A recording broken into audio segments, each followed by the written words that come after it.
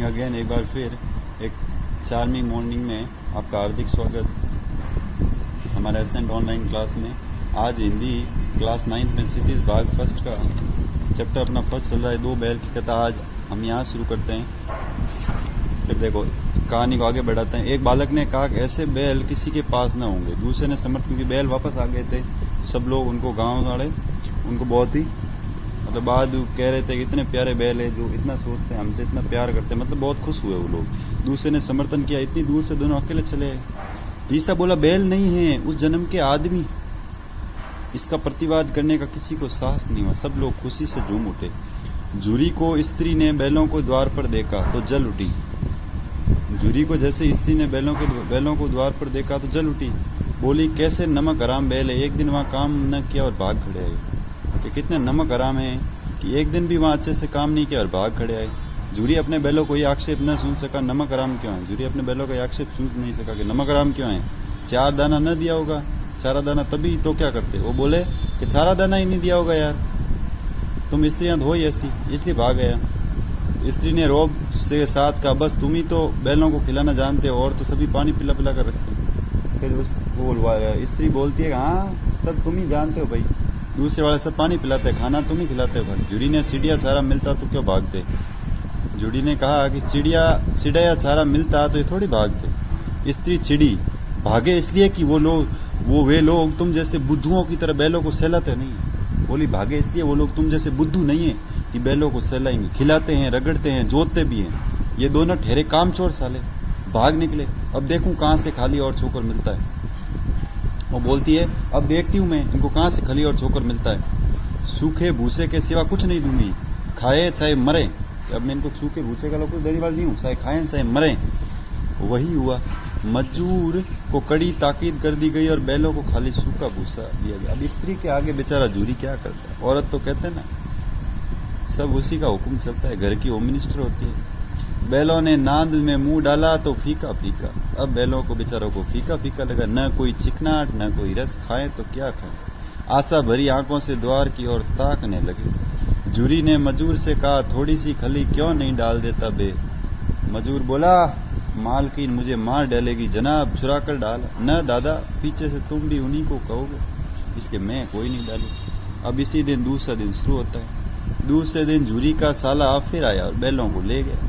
वापस आया, वापस बैलों को उसकी दोनों को गाड़ी में जोता। 2-4 बार मोती ने गाड़ी की सड़क में खाई में गिराना चाहा, पर हीरा ने संभाल लिया।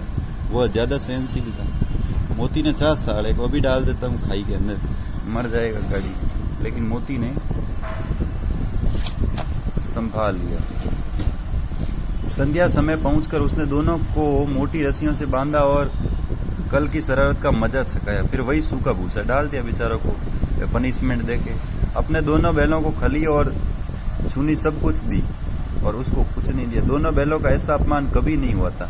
जूरी इन्हें फूल की चढ़ी से भी नहीं छूता था और उसकी टिक्कर दोनों ने उड़ने लगे। मार पड़ी, आहत सम्मान की व्यथा थी, सूखा भूसा। मतलब जूरी ने उन पे बेचारों ने कभी नॉर्मली पनिशमेंट नहीं दिया था, उसने तो लकड़ियों से मारा और ऊपर से खाने के लिए सूखा भूसा दे दिया। अब नींद की तरफ आंखें न उठाई। नींद काहे आए बेचारों को, इतनी मार पड़ी हुई, दर्द हो रहा था। दूसरे दिन गया न तो बैल में हल जोता और पर इस जम पाँव उठाने की कसम खा ली। वह मारते मारते थक गया पर इन दोनों ने पाँव नहीं उठाए। दूसरे दिन दोनों ने तय कर दिया साला कुछ भी हो जाए मर जाएंगे, लेकिन अब इसकी गाड़ी नहीं जोतेंगे। एक बार जब उस निर्दयी ने हीरा की नाक पर खूब डंडे जमाए तो मोती का गुस्सा काबू के बाहर हो गया, हल लेकर भागा। जब दूसरे बैल को मार रहे थे तो हीरा को, तो मोती वहां से गुस्से में बेकाबू हो गया और वहां से हल लेकर भागा। हल, रस्सी, जुआ जो सब टूट टाट कर बराबर हो गए, सबके सब तोड़ दिए उसने। गले में बड़ी बड़ी रस्सियां न होती तो दोनों पकड़ाई में नहीं आते। हीरा ने मुंह भाषा में कहा भागना व्यर्थ है, कोई मतलब नहीं। मोती ने उत्तर दिया तुम्हारी तो इसने ही जान ले ली थी ना, अब की बार मार पड़ेगी। पढ़ने दो, बैल का जन्म लिया है तो मार तो कहाँ बचेंगे। गया 2 आदमियों के साथ दौड़ा आ रहा है, दोनों के हाथों में लाठियां हैं। मोती बोला कहो तो दिखा दूं कुछ मजा, मैं भी लाठी लेकर आ रहा। हीरा ने समझा नहीं भाई खड़े हो जाओ, मुझे मारेगा तो मैं भी 1-2 को गिरा दूं, ऐसा कुछ नहीं।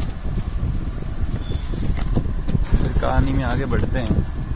नहीं, हमारी जाति का ये धर्म नहीं, मोती दिल में ऐड कर रह गया आ पहुंचा और दोनों को पकड़ कर ले चला कि नहीं ये हमारी जाति का धर्म नहीं, हम ऐसा काम नहीं करते।